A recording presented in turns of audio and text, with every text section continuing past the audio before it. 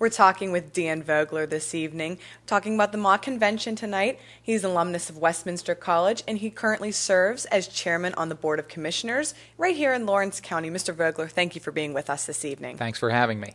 We're talking about the Mock Convention, like I said, coming up in November. Maybe you want to describe the Mock Convention for the viewers out there who might not be totally aware of what it is and how it plays a part in Westminster College. Yeah, it's a real nice part of Westminster's history. I believe it dates back to 1936. And there was a gentleman who has since passed away, but he was an institution here in Lawrence County, Tom Mansell, who ultimately became an attorney and was a prominent banker in the community. And I believe Mr. Mansell was a student here in the 30s and essentially brought about the origins of the Mock Convention. And then every 4 years from 36 on, they would have a mock convention that coincided with the presidential election.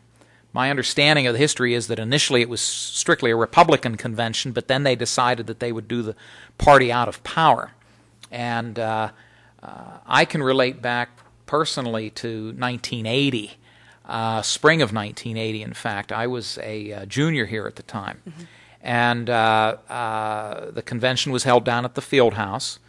I believe it was a 2 or 3 day event, and it generated a lot of enthusiasm on campus. At the time, Jimmy Carter was the incumbent Democratic president, and accordingly then the mock convention happened to be a Republican convention. And the race at the time was pretty wide open, although it was interesting because nationally by then it was pretty well concluded that Ronald Reagan was going to be the Republican nominee to run against President Carter. Interestingly enough, here at Westminster, the majority of students who ended up choosing a candidate chose a non-candidate to become the nominee. They actually chose former President Gerald Ford as the nominee. Now, Ford had been, as you probably know, he had been appointed vice president back in the early 70s when Spiro Agnew resigned, and then upon resignation of Richard Nixon, Gerald Ford became president in 74, served until the end of 76, and he ran against Jimmy Carter in a very close race in 76, but he was unsuccessful. And then he retired. Mm-hmm. Carter became the Democratic president. And the students... and it kind of came out of nowhere. I don't know if I can't recall quite frankly because it's 27 years ago. I don't know if Ford became somewhat of a compromise candidate or if there was a sense of nostalgia because unfortunately during the Carter years you had the situation of the hostages in Iran. You had an inflation rate that was in the double digits. The economy was not good. And I don't know if the students looked back and said, you know, things were better under Ford than they were under Carter, but he was somewhat of a surprise nominee. So you said the students get really involved in this. Sounds like they were very heavily involved. They really wanted Gerald Ford, and he ended up being the candidate for the mock convention.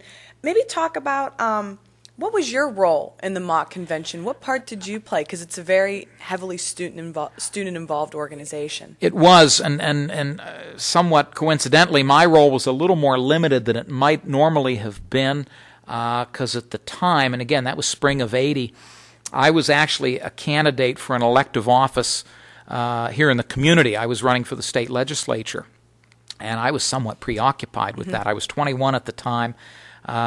Ended up losing that race, by the way, in the fall. Lost by about 800 votes. It was a fairly close race, but I was handicapped by my age, obviously, being 21. That worked against me a little bit.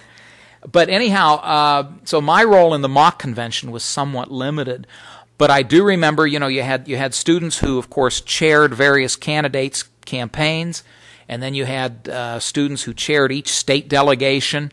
And the thing that I can particularly recall is that each state focused on some of the attributes of that particular state. You know, California talked about their connection with Hollywood and San Francisco and so on. And I remember the night that they actually ended up nominating President Ford, and you did the state roll call and the excitement of watching, you know, who was in the lead, and then when it finally came down, and I can't recall which state put Ford over the top, but the overall excitement that occurred when that happened. So you said you ran for state legislator, so obviously, I'm just assuming that mock convention, did that enhance your, what you wanted to do in politics, or did you come into college wanting to obviously do politics, or was it mock convention that helped you? A little bit of both. A little bit of both. I was a political science major and a history minor. Always had an interest in government and public service. But the mock convention, I think, helped energize a lot of students' interest in politics and government. And what ended up happening, because that was a presidential election year, and ultimately in the real world you had Reagan and Carter run against each other, right. I think the mock convention generated a lot of interest on the part of students that ultimately got them to go out and register and vote. Right. Some of them registered back in their hometowns.